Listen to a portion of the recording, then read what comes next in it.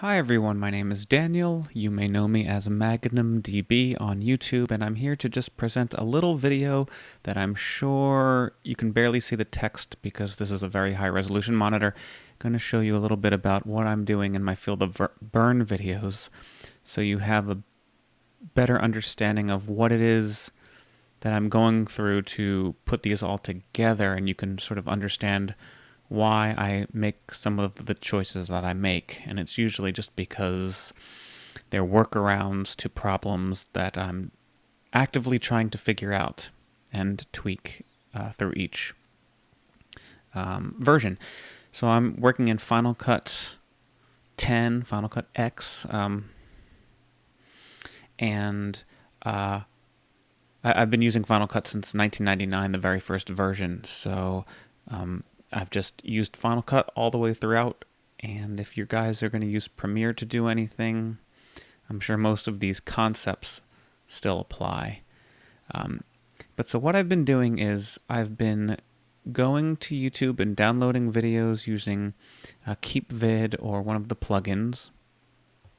So what I'll do is I'll search for Bernie Sanders videos, and I'll check it by upload date. That's how I'll sort them, by going to filters and searching for upload date. And I go through, sometimes I'll search just for the word Bernie, sometimes just Sanders, sometimes I'll append a CNN or MSNBC.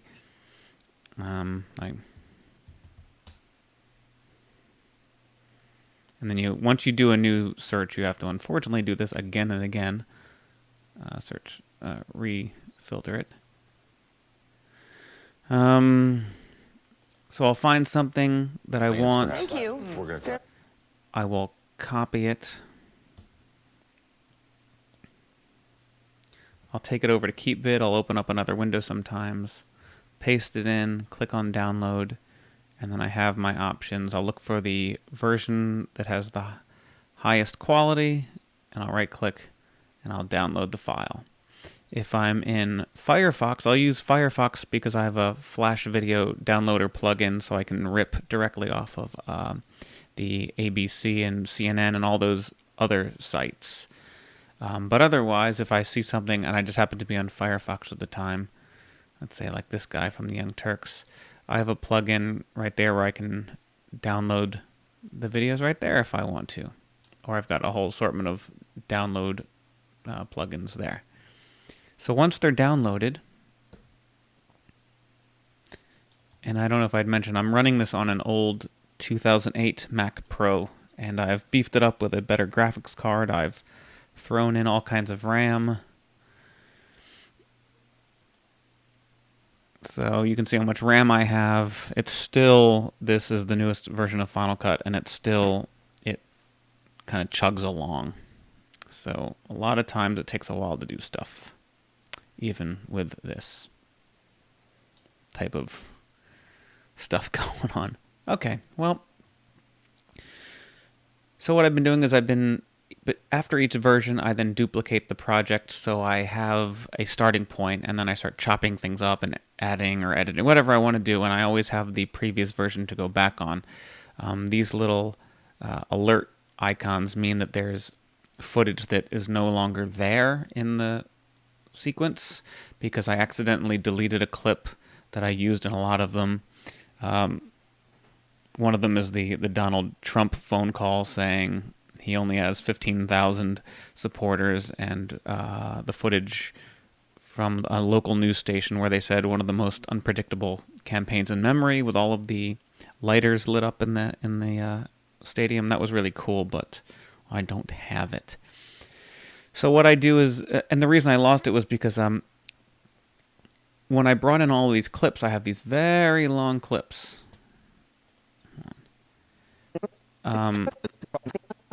This one right here is 9 minutes. And what I do is I find a part that I like, I select an in point and an out point, and then I create a favorite, which says, okay, so in this 9-minute clip, there's a piece from 36 seconds to 40 seconds that I want to use, and I favorite it. And here's another one over here that was from 6:20 to 6:31. And then if I bring them into the timeline, that's great. But then I've got all of this other footage that's taking up hard drive space, and I have other projects that I'm working on for clients, and I just, I have many hard drives, but I just don't have enough space.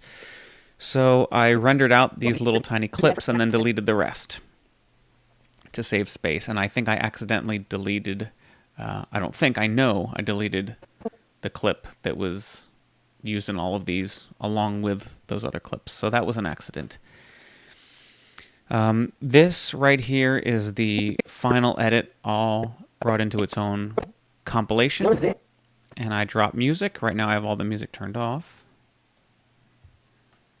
There we go, so you can hear it. Politics right now is a socialist. That is a rock. So when I upload these without music, I just turn off the music and Sanders' rise, tripling his support. I will actually, no, I'll work my way from outside in. What I've also done is you can see that the levels of the music are fairly similar, except down here it's really quiet and then gets really loud. These are the waveforms. The way I've evened out the music is I have a filter called a limiter, which says the maximum volume will be this, and then the quietest volume, bring it up to this. So the quietest volume is going to try to get up to 14 dB, but the cutoff is 6.5. So the loudest anything can get to is 6.5, and the quietest stuff will be boosted up to be that volume. So everything's sort of kept at the same volume. That's not a very good explanation. I would recommend you check out a Larry Jordan video on YouTube that explains the limiter in Final Cut. He does a really good job. But that's how I get all of the voices and all the clips to sound similar. And that's how I get the volume of the music to sound fairly even, because Hans Zimmer really, it's really quiet and then really loud, and it was just all over the place. And I had previously been using keyframes to manually say, at this point in the song, which I seem to have done here anyway, at this point in the song, it's at 3 dB, but then I'm going to drag it down to 5 dB, negative 5 dB. So that used to be what I did all throughout it, fixing all the little things, and that just took forever. Limiter is much faster. Now let's go into the comp, and you can see all the editing. This is where it's going to get really complicated and crazy. Okay, we're in now. I'm going to drag this up a little bit so we can see more of the stuff. First, you'll notice that there is all of this music down here because I do test it with the music to see what timing is like, so I don't have to keep going out of the out of this compilation. But then I mute it and use the music outside of it. So we have a lot of stuff going on here. This blue line of clips, these are all the clips that I use. I'll zoom in some. You can see a lot of these are labeled FeelTheBern All Media. That was because at one point, like I said, I rendered out all of the clips that I had used and trashed everything else. And I saved that massive amount of little bitty clips as FeelTheBern All Media and then trashed the rest. Later on, though, in the sequence, you'll see that I have these clip names. And the file structure that I've used is the first thing that I'll use is the name of the network and then the date. So I can sort by network and then by their date. And that's what we have. Let's look at something else here. I didn't really plan out what I was going to do. I just started recording, so bear with me. So let's take this clip, for example. Oh, look, I didn't actually put the A, B, and C in front of it. Whoops. I didn't do it there either. Something's going on. I messed up there. Actually, we'll use this clip because there's a green thing down here, and I'll explain that. Okay, so here's a clip that I used. Every clip has attached to it a title, and that is the date that slowly zooms in. Sanders is nipping at Hillary Clinton's heel. You can see it moving. So if I move this, the title comes with it. That's a really nice feature of this new Final Cut. I don't have to make sure I grab all the things that are associated with this clip. It'll all come with it automatically. This other purple bar is all of the effects. And why it's not showing up, I don't know. Hold on. It's on better performance. This is where my computer has problems sometimes. This has the letterbox and also is resizing and repositioning. Let me see if I can find something with white. Okay, so there's them. So you can better see the color bars disappearing. Two main reasons that I use Letterbox. One, I've shot all my narrative films in this aspect ratio. It looks cinematic. I just really like it. I really like it. And two, the black bar helps cover up a lot of the loud, quote-unquote loud, noisy text and all the stuff that news uses, all the banners that are just, it's annoying and distracting. So I like to use that to cover them up.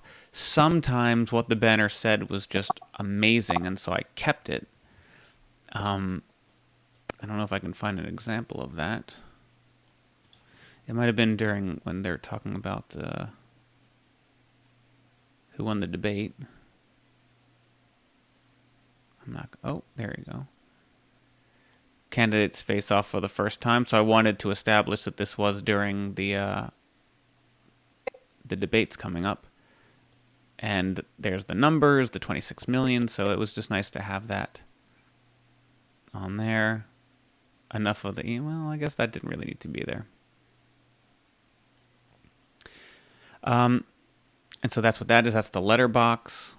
The letterbox should actually be below at the very bottom. The way Final Cut works is whatever's at the bottom is the top layer, which is kind of confusing. If you know Photoshop, you know that whatever you have on the very top is the thing that's seen at the top. Right now you can see this font over the letterbox. In Photoshop, that means this December 23rd layer would physically be above the black bar layer. But in this, it works backwards, which is kind of crazy. And then I have a LUT effect, a lookup table. Lookup table is a table of colors, and each color is told to change to something else, a different version of itself. Blues might be told, like these blues are being told to turn to that more turquoise, darker blue, and the skin tones are told to be that darker orange. And I chose this Kodak, and the colors that they're choosing are colors that would be seen naturally using these film stocks, and I've got these film stocks right here. And this is the one I've chosen. I can try like Fuji. Don't like that. It's a little bit more flat. Ugh. So that was the one I used. It looked filmic, and I really liked the filmic look. And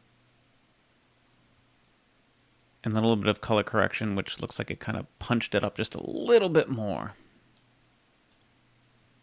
That's how I did that. And then, of course, we have the dust, all of these little particles. This is from a website that I absolutely adore called Pixel Film Studios. And I bought a whole bunch of different things. We'll go in here. How cool is that? These are particles that are shot in front of a black screen. So you can use a blend mode to make the black become transparent.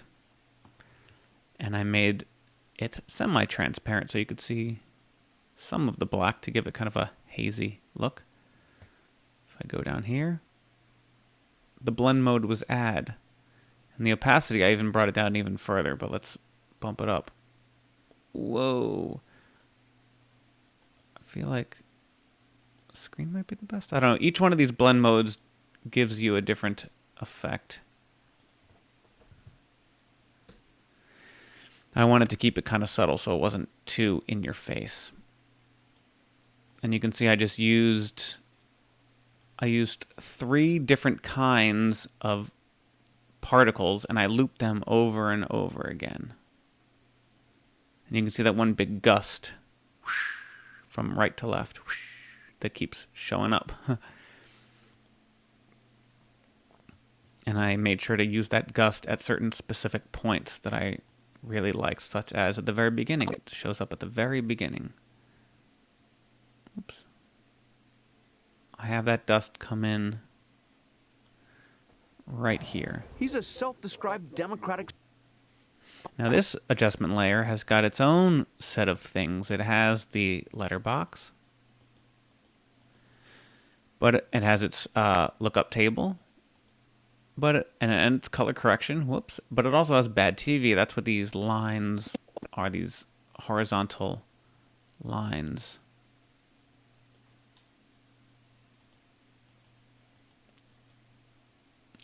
And down the line here, I started to use more and more damage to the television. So there's the lines, but there's also white static.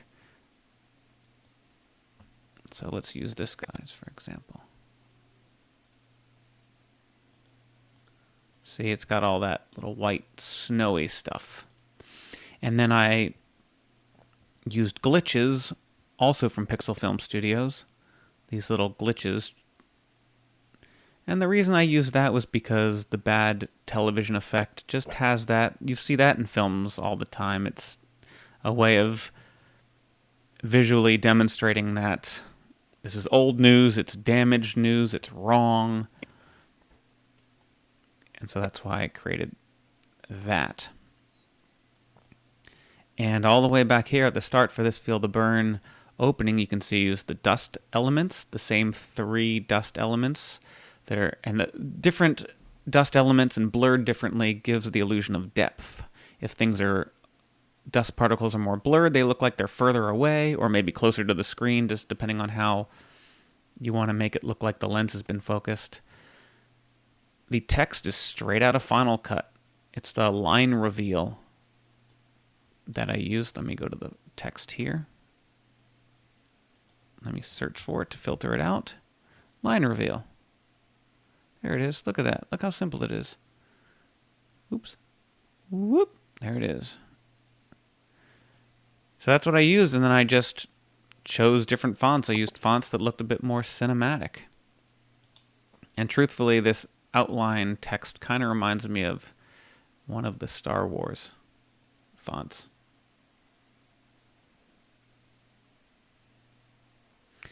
And then I got clip art of a storm icon that I decided to throw up there last minute. And the footage, let me hide all this stuff, is nice panning footage of a desert. And I see a lens flare that's not originally there. There we go. So that's what the original looked like. And it was actually going the other way. This is actually the direction it was going as the sun was setting. So I reversed it so it looked like the sun was rising because we're starting. Nobody knows if this camera's pointed west or east. Nobody knows that. So I added a lens flare from Pixel Film Studios and I animated it to move along with the sun. I then started adding all the levels of sand and dust. So there's some dust flying through there, and it's white sand. I think it's white, or it's not totally yellow. I changed the colors of each as well to vary, to give that some variance. There's some more dust. And then eventually, whoa, one of these was really orange, I guess. Was it this one? Orange. Orange, some people say orange. So I was getting very orange there. And really orange. I did that by clicking on these, and in the Pro Pixie tool, I tinted the color of the dust. See, look at that. Ugh, now we're like on an alien surface.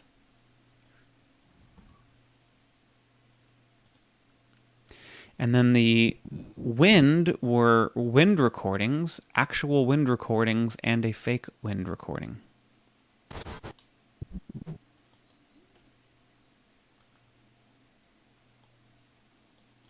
So we have this wind recording.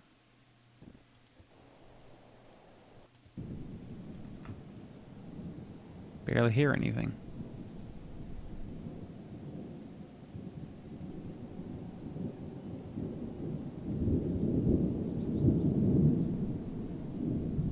There's some thunder in the distance. There's this one. Oh, it's Shift F. I gotta remember that. That had a lot of wind. It had a lot of trees too, though. That's the part I used. But nothing had the real stormy gusts of wind that I wanted. And the only stormy, dusty wind that I could find was a synthesized wind. So that's apparently fake wind, but I figure if I blended the synthesized wind with actual field recordings, it would give it a sense of realism. And I combined all of those layers of wind into its own little comp there. And then below that, I had a little bit of crowd cheering from one of the videos of the Sanders rallies. I faded it in and then faded it out. So I guess that about covers that in terms of editing. Now, in terms of music, I do all the figuring out of the music here, and when I've got it the way I want it, I copy it and I bring it out into its own self-contained thing out here. But I believe in this one I actually just started editing it from scratch.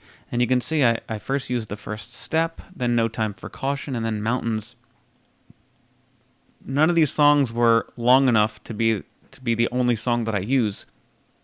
So I had to find a way to merge the songs together, and one user pointed out that there was a blend between songs that just didn't sound good. And all I know is what I did was I went to the moment that Mountains hits really, really heavy, and I lined it up right where the last beat of No Time for Caution is, and I guess they're just not the same rhythm, so it sounds a little out of sync until they hit.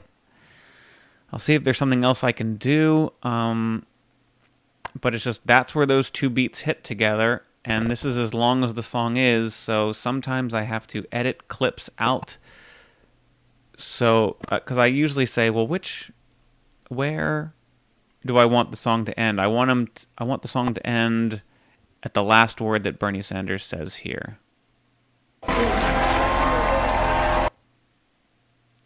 So I try to make sure that this point is always lined up with the end of the song. And if I've added too many clips, I'll start editing previous clips out to bring the end back to be in line with the end of the song. Or I'll try to find ways to extend the songs. And what I had done in some videos, I think in version 7 or 8, was I just slowed down the song. I just took the song itself, because I had more clips than I had music, and I literally just started dragging the length of the song out. Now, this is something I got to figure out later, why some songs, when I stretch to the right, it also goes to the left, because I like the beginning to stay where it is, but sometimes they don't do that. I've been slowly learning this version of Final Cut. Okay, that comes out from the right. But then it sounds really slow.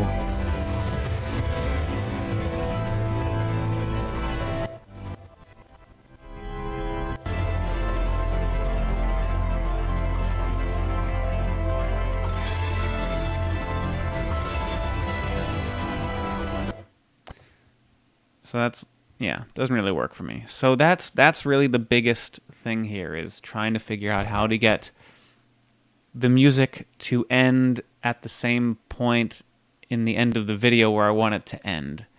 And it's been a real challenge to figure out how to do that. Because I don't want to just add arbitrary clips that aren't really exciting and don't really fit the rhythm of the video. And if it's just running too long, I'll try to find things to cut out, but it's been hard for me to find things to cut out that I think can be removed. And I've been trying and trying and trying. And as I watch the videos myself after I've posted them, and I've seen it enough times, I realize there are things I can remove, so I do what I can. But that's my process. I hope it helped you understand how these things are put together, and I hope that by releasing versions with no music whatsoever, you can take these edits and do something else. You know, download the video as its own self-contained file and bring it into your own Premiere or Avid or Final Cut or Sony Vegas and start chopping it up and do what you want with it. I believe I tried to make sure that the text never gets so big that it goes beyond the height of the black bar. So if you don't want that there, at least you have this widescreen element here of the news clip that doesn't have any additional text over it. And I would love to see what people come up with, because this is exhausting to do this, I'll tell you that much. But it's fun and it's rewarding to see people say they like the videos. And this is not something I'm doing full-time, keep in mind. I have 2 day jobs, and I try to make films in between those 2 day jobs. You can check me out at wideeyedpictures.com to see some of the other stuff I do. This is just a labor of love that I do when I can, right before bed, sometimes till 3 or 4 in the morning. It's exhausting, but yes, it's rewarding. And thank you for watching this little bitty clip.